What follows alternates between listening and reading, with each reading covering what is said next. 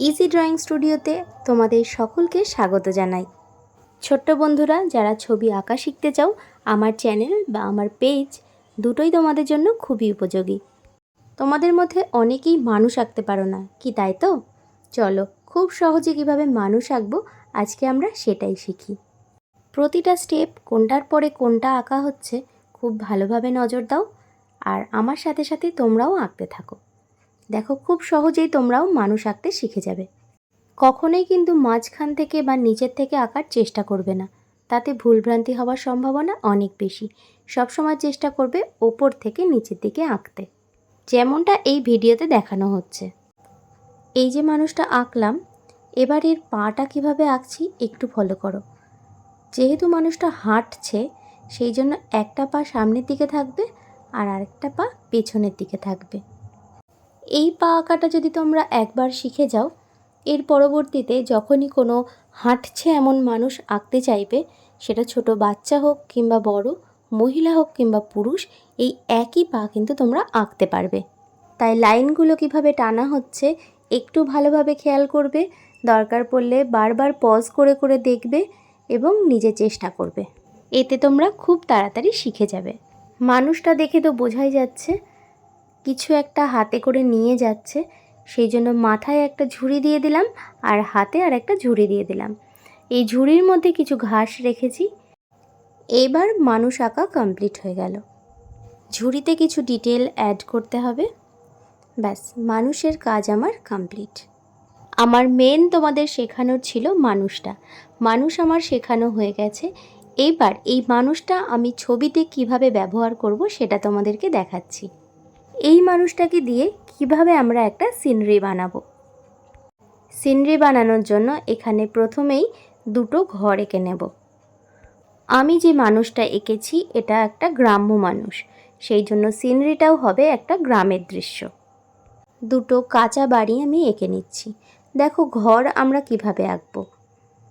এখানে কিন্তু পুরো ঘর দেখা যাচ্ছে না, ঘরের জাস্ট একটা সাইড দেখা যাচ্ছে। তাহলে ঘরের সাইড আঁকতে গেলে আমরা কিভাবে আঁকবো, আশা করি এই ছবিটা দেখে তোমরা বুঝে গেছো।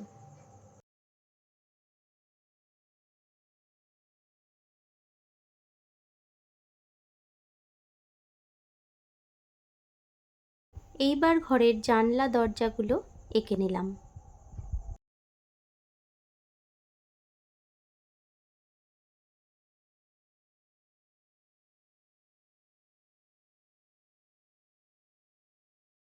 এখানে একটা কলা গাছ এঁকে নেব।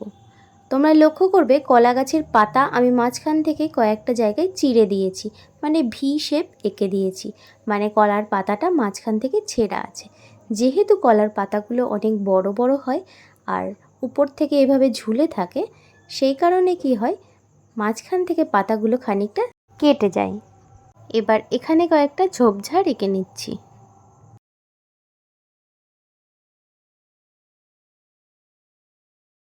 এবার খেয়াল করো মাটির কাঁচা রাস্তা কিভাবে আঁকবো। ঠিক একই প্রসেসে আমরা নদীও আঁকতে পারি। ছবিটা তাও যেন ফাঁকা ফাঁকা লাগছে। চলো আরও কিছু এর মধ্যে অ্যাড করা যাক। এখানে গাছের একটা ডাল আঁকবো। এখানে কিন্তু আমরা সম্পূর্ণ গাছটা আঁকছি না, গাছের জাস্ট একটা ডাল আমরা এখানে এঁকে দিলাম। তার সাথে গাছের পাতাও এখানে খানিকটা এঁকে দিচ্ছি। আর এই যে আমি একটা দিগন্ত রেখা এঁকেছি, ওই দিগন্ত রেখা বরাবর কিছু ঝোপঝাড় বা গাছপালা এঁকে দেব।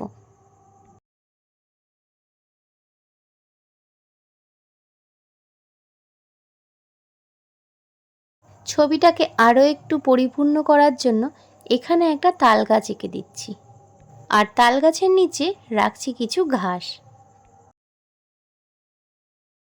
এবার চলো শিখে নিই কীভাবে আমরা ঘরের সামনেটা আঁকবো। এখানে একটা ছোট্ট কুঁড়ে ঘর এঁকে নিচ্ছি।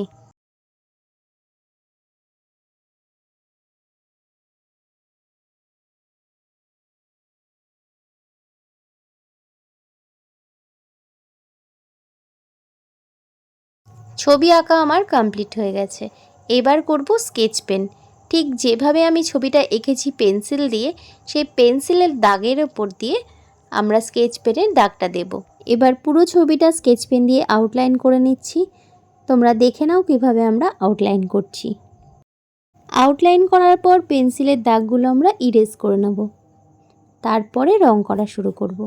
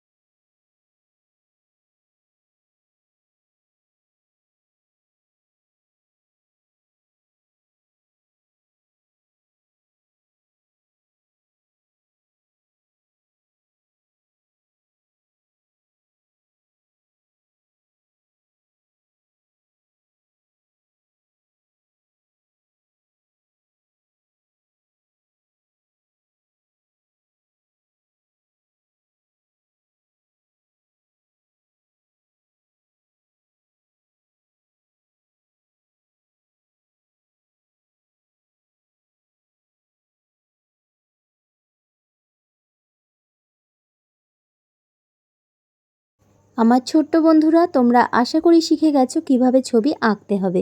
পরবর্তী ভিডিওতে এই ছবিটারই রং করা তোমাদেরকে শেখাবো।